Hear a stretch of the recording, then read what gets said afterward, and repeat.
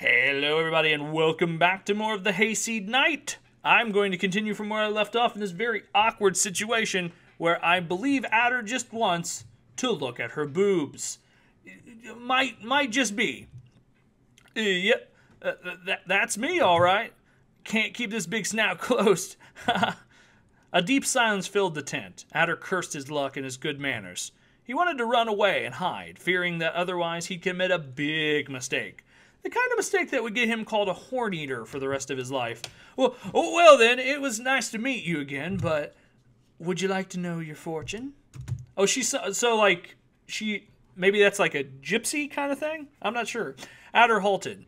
She remained perfectly cool, observing him with a nonchalant expression. Oh, you're a fortune reader. Dang, I'd love that. But wait. I lost my bag of coins. I don't have a doru on me, so something flew to the ground right beside Ader's foot. My bag? You dropped it right after you crashed the first time. I meant to give it back, but since you were so bent on running through that wall, you didn't steal it from me, did you? Steal what? It's just filled with rivets. Aha! That means you opened it. So much for wanting to see you again. That was all. You can go now if you want. Ader felt like his gut was being punched upon witnessing such a scene. His will to leave disappeared as his biggest weakness manifested itself. A lady in distress. Lady. Pfft. Sitting down once more, despite himself, Ader looked at Jasif with a mix of embarrassment, naivety, and just plain fear. I don't suppose you'd accept rivets as payment? That would depend on what you're paying for. Getting my fortune read? Just keep them. Jasif rested her arms on the crystal orb, leaning closer to Ader. Oh, are you gonna read my fortune? Your future? Your future? Why would you want to know anything about that? Life would be boring if you knew what awaits around every corner. I'll read your past and justify your present. But I already know those things. I don't. Her blue eyes spoke like an insinuating whisper. Her fingers walked over the cobblestone ground, headed toward Ader's own hand, as her face got ever so close. The bells that hung from her sash rang as they hit the ground, reminding him once more of her less than modest clothing. But no, she was no doe. A moment of lucidity made him move his hand away, looking once more at her eyes, lest he'd end up losing track of his goals in a definitive and irreparable way. Humph, I guess you could use a reminder, too. The soothsayer made no attempt to conceal her disappointment, much like no one ever made any attempt to explain to her what coming on too strong means. With apparent tedium, she grabbed the crystal orb and put it between her face right and Ader's. Put it between her face right and, okay. This time she had no more pretensions other than merely watching him. O fire, tell me the secrets in thee. Yada yada, stuff and biscuit. I don't feel like switching languages right now. Her complete lack of professionalism made Ader feel, for once, at ease. After all, what would he do if it was indeed in front of a Sephi, one of those heinous Baran wizards from far back in time? Cry? Beg? Try to escape? Wait, those were things he had already thought of doing. As Ader was considering the subtle differences in the fears he felt when he was talking to a girl, and imagining being burnt to a crisp by a witch, she watched him, and she kept watching. And then she watched some more, but something seemed off. The gazelle shifted her eyes and squinted, lifting her head from behind the glass a few times and finally settled on fixing her gaze on the fire again. But she seemed to be struggling. She pressed her mouth to one side, wiggled her nose, and knit her eyebrows closer and closer as she focused on the orb until Ader could no longer hold his laughter back. Shush, it's easier with two. She mumbled the last part to herself, but Ader was sure that she said eyes. What? You've never done it with a one-eyed deer before? Ader pressed his lips together like he wanted to make them disappear. Jasif merely rose an eyebrow. His accidental innuendo made him begin shaking from horns to hooves once more. Screw this. She pushed the orb away with an exasperated sigh. Before Ader knew what was going on, his face was in her hands and her face right in front of his. I need to find out if it was you after all. Stay still. A drum beat in his ears. That was Ader's heartbeat as she stared at him so intently. There was a lump in his throat. He did his best not to tremble. His eyes, eye began feeling heavy, though he tried to hold her gaze. She was muttering something, words about his past, but her voice became obscured by the noise of the bells, the crackling of the fire, the sound of her own eyelashes batting against one another. No, this can't be. Ader opened his eyes, surprised at her sudden change of attitude. He was going to ask what was wrong, but instead he would have screamed if he could.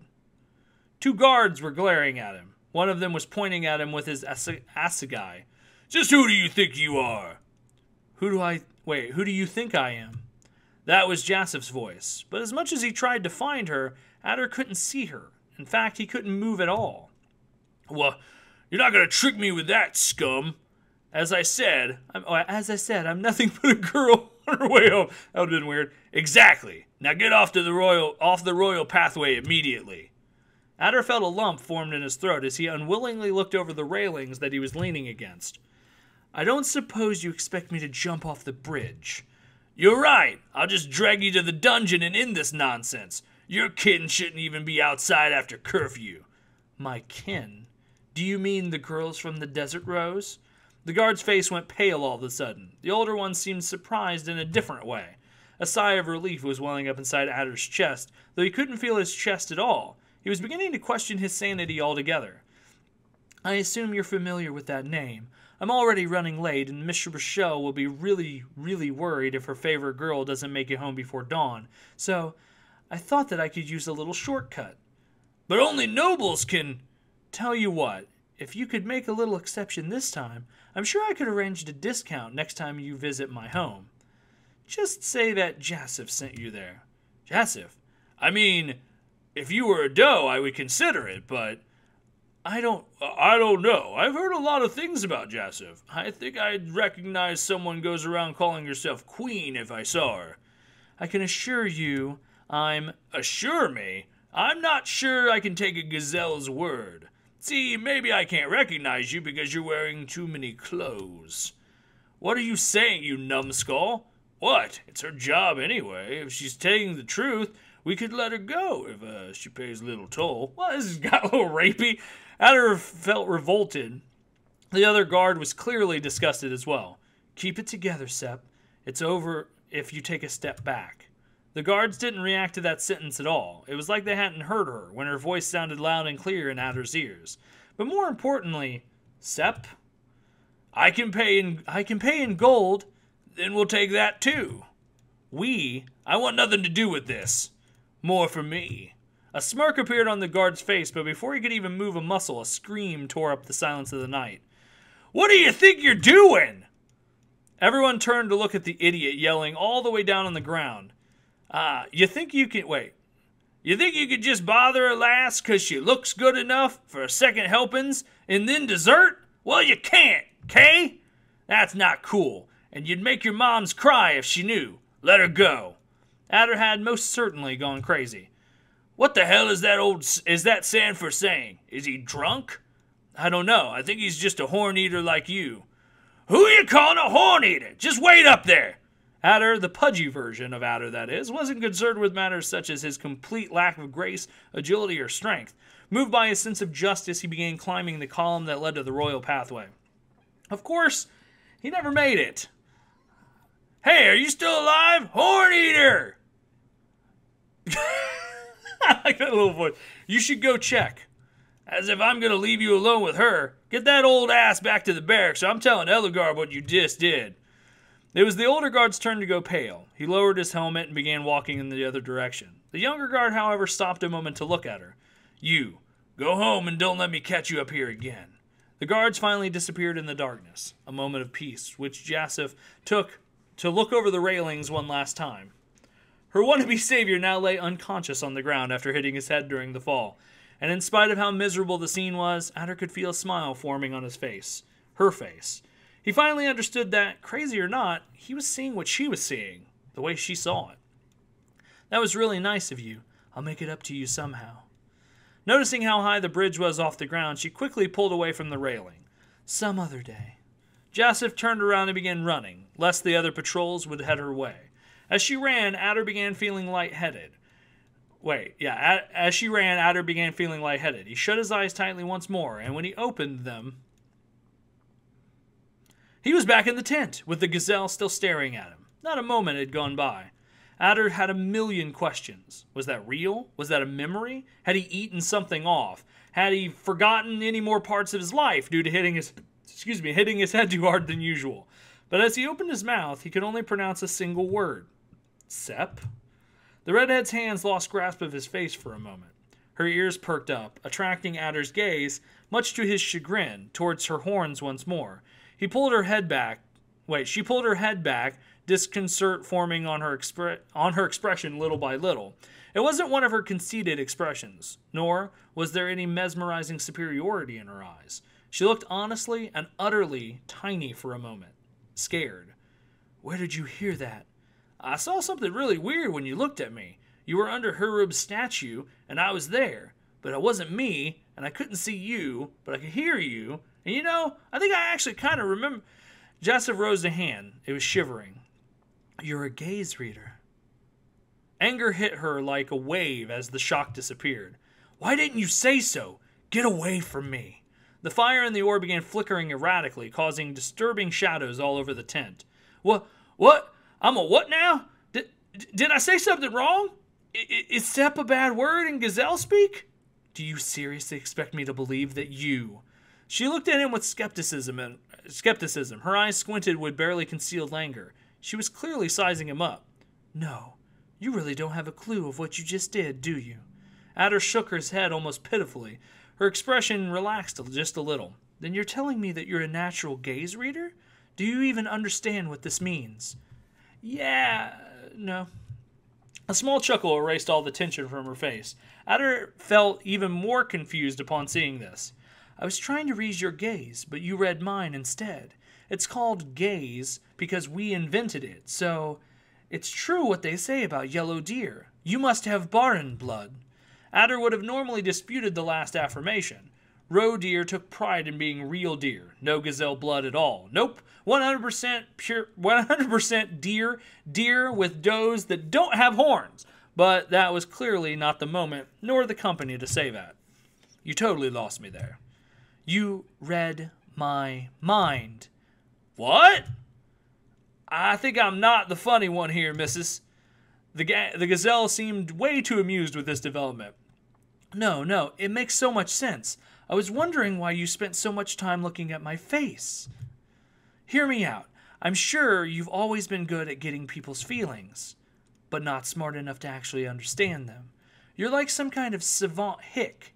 That's hilarious. A wrinkle formed over Ader's snout. That was quite enough. My name is Ader, not Hick, Miss Sep. That's your name, isn't it? Her face went back to being a little more than a pretension of grandeur, but she held the fire close to her. She didn't look all that different from a child hugging her blanket, soothed by the rhythm of the bells she wore. Ader couldn't help but notice that her alarming clothing didn't even bother him anymore.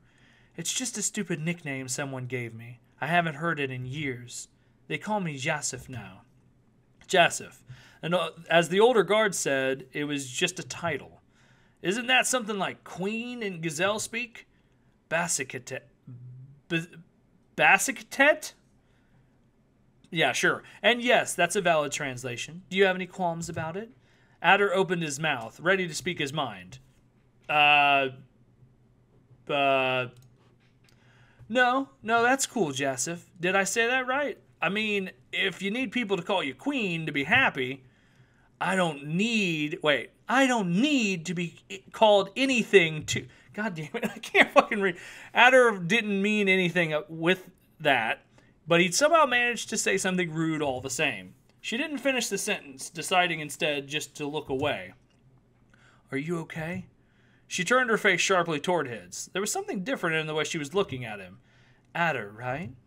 That's me. He took a hand to his heart and bowed his head as an instinctive greeting, accidentally clashing his horns against hers. He was surprised to find that somehow that was a lot less gross than he thought it'd be. And he didn't know how to feel about this appreciation.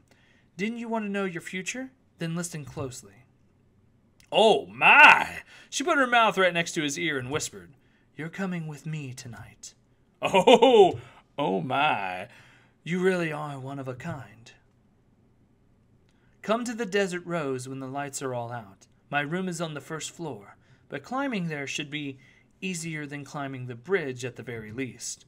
Well, wait, climb? Room? There you go saying weird stuff again. I'm not a thief, and I'm not a horn eater. Without previous warning, the fire in the orb extinguished, leaving the room in total darkness. Ader didn't even have time to feel alarmed. He felt her hands on the back of his head and knew of her lips. And next he knew her lips were over his. His mind shut up completely. See you later. He couldn't even stop to consider how he felt about that before the kiss was over. With his mind still in a daze, he got up and turned around to leave. For a few moments he stood frozen outside the tent, merely appreciating the cool dusk breeze on his fur. By the time his thoughts began making any sense, he was already running home at full speed, crying disconsolately without the realization that he was, in fact, a horn eater. Hey there, this is the end for now. Thanks a lot for playing. If you enjoyed this demo, okay. Well, that was a really cool game. I really like the story. I like the characters. The characters are really, really endearing, and I hope that, I screwed his voice up so goddamn much, and he changed drastically from scene to scene, but yeah. But anyway, thank you guys very much for joining me. I am Flog. Now go, your planet needs you. And this was the Hayseed night. I hope you guys enjoyed it. And like I said, I'm going to leave a link to their Patreon. I'm going to leave a link to their Twitter and the game itself that you can go play and see for yourself. But anyway, thank you guys. And remember to hit that like button, comment, and of course subscribe. Are you gaming? Well, you should be. So get out there, guys, and I'll see you in the next one. Bye-bye.